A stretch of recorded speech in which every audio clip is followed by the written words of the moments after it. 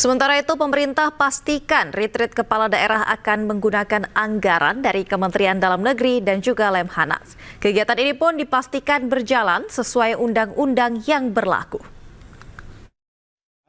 Berdasarkan edaran terbaru dari Kementerian Dalam Negeri, retreat di Magelang nanti itu sepenuhnya menjadi biaya Kementerian Dalam Negeri setelah direkonstruksi anggarannya. Kalau sebelum rekonstruksi memang rencananya cost sharing, karena anggaran Kemendagri ada yang dipotong, kemudian dari Pemda-Pemda juga sebenarnya mereka sudah punya biaya rutin untuk diklat dari kepala daerah terpilih.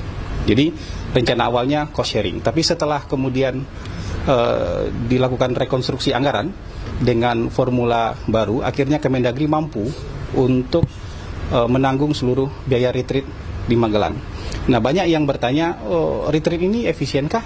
Jadi gini, perintah dari Undang-Undang Nomor 23 tahun 2014, ini perintah undang-undang.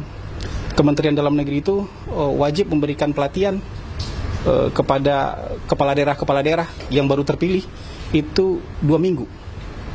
Itu perintah. Dan ada juga perintah dari undang-undang kepada Lemhanas untuk memberikan diklat kepada kepala daerah calon-calon pemimpin itu minimal 1 bulan.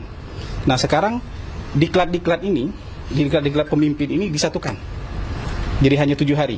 Jadi diklat Kemendagri dengan diklat Lemhanas sekarang disatukan nih.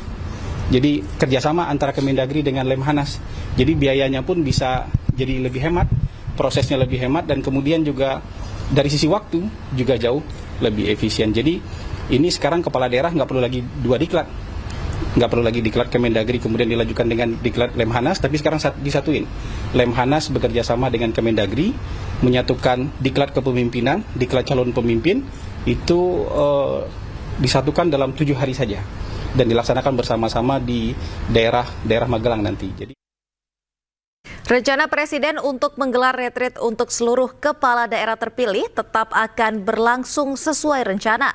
Nantinya acara ini akan menggunakan anggaran tersendiri dan tujuannya untuk mengakrabkan diri antara para kepala daerah.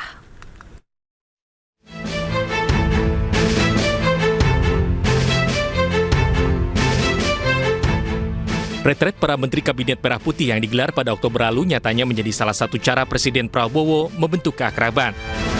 Presiden Prabowo pun berencana kembali menggelar retret untuk seluruh kepala daerah terpilih hasil Pilkada 2024. Retret ini akan digelar serentak usai putusan MK. Tujuannya untuk menyatukan antara pemerintah pusat dan pemerintah provinsi maupun kabupaten. Saat ini, proses pelantikan kepala daerah serentak akan digelar usai putusan sela Pilkada di Mahkamah Konstitusi antara 17 hingga 20 Februari 2025. Sementara untuk biaya retret, rencananya akan menggunakan anggaran yang telah disediakan, tidak menggunakan dana pribadi Presiden Prabowo Subianto. Rencananya retret akan digelar di Akademi Militer Magelang. Retret kali ini menjadi momen penting untuk sinkronisasi antara pemerintah pusat dan pemerintah daerah.